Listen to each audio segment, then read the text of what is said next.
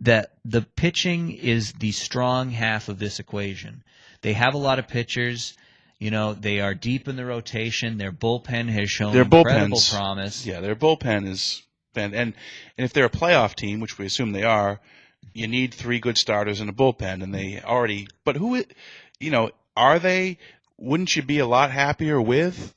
Obviously, you could be happier with Halladay than any of the guys that could be their number 3 now. I mean, I think it speaks to the Halladay thing. Speaks to in the playoffs in a short series. If you roll out Lester, Beckett, and Halladay, it's going to be very difficult for anybody to touch you. Right. But the advantage of building like they have built, low cost, low risk, get guys in the draft, stock your farm system, be able to bide your time and make a deal, to then I don't want to say throw so much of that away. That's definitely not what I'm saying. But to throw so many eggs in the basket of a guy like Halladay, who is an incredibly hard worker, who has an impeccable track record, but who also is 32 years old and has thrown an awful lot of innings in his career. So you're not sold on Halladay to me, as that guy, the guy that you give up the farm for. It's an unnecessary risk to me. Fair enough. I guess.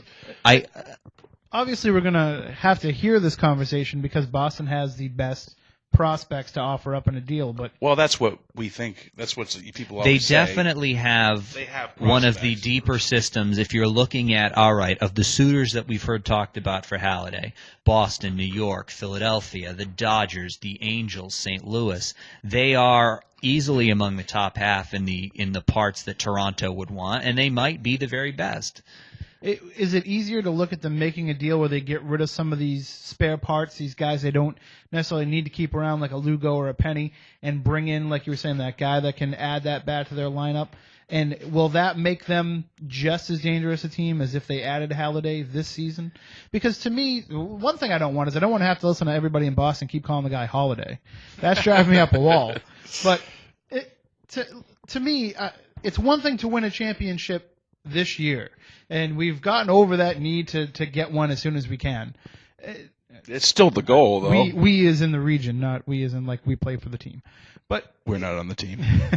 If you want to keep this thing going, then Halladay's totally the wrong move to make when you have guys in your system that could develop into that type of a player that you're going to control for a long time. There's always the danger of falling in love with your prospects, and I know that it's been bandied about a little bit because the Red Sox haven't made a move yet this season, that maybe they are falling too much in love with these guys. But you don't. The advantage of being where they are is that you can wait, is that you can shop around, is that you cannot portray yourselves to other teams as we have to make a move right now. Getting Roy Halladay right now is the kind of move that you would make if you don't have a strong system. And I mean, if you look at the Yankees right now, okay, everybody's saying, all right, if the Yankees are going to make a move and try to get Halladay, they're going to have to give up Chamberlain or they're going to have to give up Hughes. And you could almost make that argument that those are two guys that they fell in love with that they could have dealt earlier on and gotten some value that would have helped them in previous seasons, when instead they held on to them, and now they're nice, but they're not really what they were hoping they would be. One of the best stats that I read over the offseason was in Tom Verducci's the Joe Torre book, The Yankee Years. The Yankees went over a decade between Andy Pettitte and I believe it's either Jabba Chamberlain or Phil Hughes without producing a major league level pitcher, major league level starter from the draft.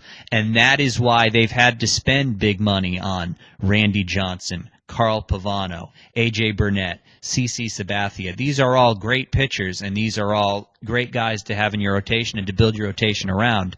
But they're outlying themselves with a huge amount of risk with these big contracts. Yeah. And when you have the prospects, you don't have to do that.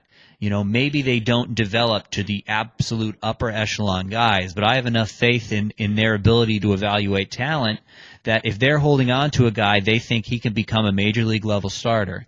And if you have major league level starters that can eat up innings, if you get them in the right system with a guy like John Farrell. But they have so many of these guys look at the guys that are just up now. Is Bowden still up? No. Okay, but Bard and Masterson. Yes. In 22 of the 32 teams, are there 32? 30. Thank you. We'll edit that out later. Are going to those guys are going to be in the rotation, no? Or is Bard reliever only? He's a reliever only now, but he could be a starter. I don't want to say it's less of their but concern. Those are great arms. The only guy right now who I feel like, his development is really starting to be stunted a little bit is Buchholz, because Buchholz is clearly ready to be an everyday major league pitcher for somebody. We were talking about me going to Washington. He could pitch in Washington right now. He could be a critical part of that rotation. He could be in the Yankees rotation right now. Is there a Major League Baseball team other than the Red Sox where Buchholz would not be in the rotation? I would say probably not. So to me that's almost stubbornness. I don't think it's stubbornness. Well, why? I think when they have all these bargaining chips, you could say, well, you know what, we're pretty good. We're good with what we have. We should make the playoffs. We should make a run.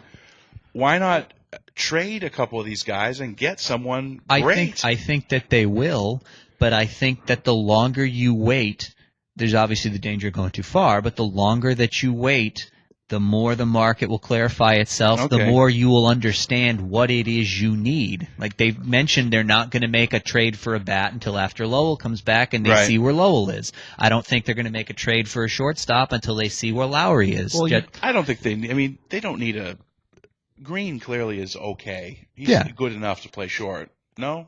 I think so. I mean, he's obviously not – this is a guy who got 7 Major League Plate appearances in 2 seasons prior to this. But on a team where 8 of the 9 spots in the order hit, more or less. Well, I think we're getting away from that a little bit now.